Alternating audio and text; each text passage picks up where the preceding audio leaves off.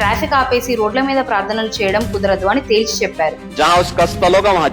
రోడ్లు ఎందుకుంటాయి? వాహనాలు వెళ్లడానికి, జనాలు సాఫీగా ప్రయాణించడానికి కదా. కానీ అదే రోడ్ల మీద వందలాది మంది ట్రాఫిక్ ఆపేసి మతపరమైన ప్రార్థనలు చేస్తే ఎలా ఉంటుంది? పబ్లిక్ స్థలాల్లో ఇలా చేయడం కరెక్టేనా? సరిగ్గా ఇదే పాయింట్ పై ఇప్పుడు ముగ్గురు ముఖ్య నాయకులు లేవెత్తిన ప్రశ్నలు దేశవ్యాప్తంగా పెద్ద చర్చకు దారితీస్తున్నాయి. మొదటగా ఉత్తరప్రదేశ్ సీఎం యోగి ఆదిత్యనాథ్ ఒక విషయాన్ని చాలా స్పష్టంగా చెప్పారు. రోడ్లు ప్రయాణించడానికి మాత్రమే, నమాజ్ లాంటివి చేసుకోవాలంటే మసీదులు ఉన్నాయి కదా, అక్కడికి వెళ్ళండి, అంతేకాని ట్రాఫిక్ ఆపేసి రోడ్ల మీద ప్రార్థనలు చేయడం కుదరదు అని తేల్చి చెప్పారు. అరే సడకే చల్నే కే లియే హై యా కోయి భీ వ్యక్తి ఆకర్ కే చౌరాహే పే ఆకే తమాషా బనా దేగా జహాं उसका स्थल होगा वहां जाके करे. అంతేకాదు, ప్రేమతో చెప్తే వినాలి, ఒకవేళ వినకపోతే వాళ్లకు అర్థమయ్యే వేరే పద్ధతిలో చెప్పాల్సి వస్తుంది అని గట్టిగా వార్నింగ్ ఇచ్చారు. प्यार से मानेंगे ठीक बात है, नहीं मानेंगे तो दूसरा तरीका अपनाएंगे. ఇక రెండో వ్యక్తి అస్సాం సీఎం హిమంత బిశ్వ శర్మ. అస్సాంలో యూనిఫామ్ సివిల్ కోడ్ అమలు చేయడానికి సిద్ధమయ్యారు. మా రాష్ట్రంలో అస్సామీ హిందువులు మైనార్టీగా మారిపోయే పరిస్థితి రాకూడదు, మా సంస్కృతిని కాపాడుకోవాలంటే దేశంలో అందరికీ ఒకే చట్టం ఉండాలి అని ఆయన గట్టిగా వాదిస్తున్నారు. మూడో వ్యక్తి పశ్చిమ బెంగాల్ సీఎం సువేందు అధికారి. రోడ్ల మీద నమాజ్ చేయడాన్ని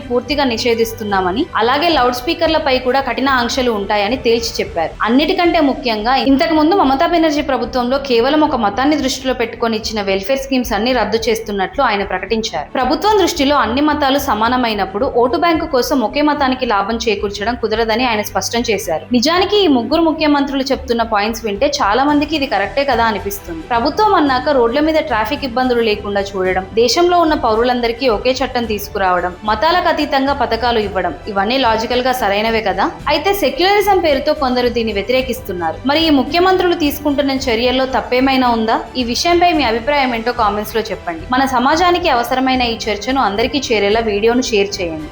జై హింద్.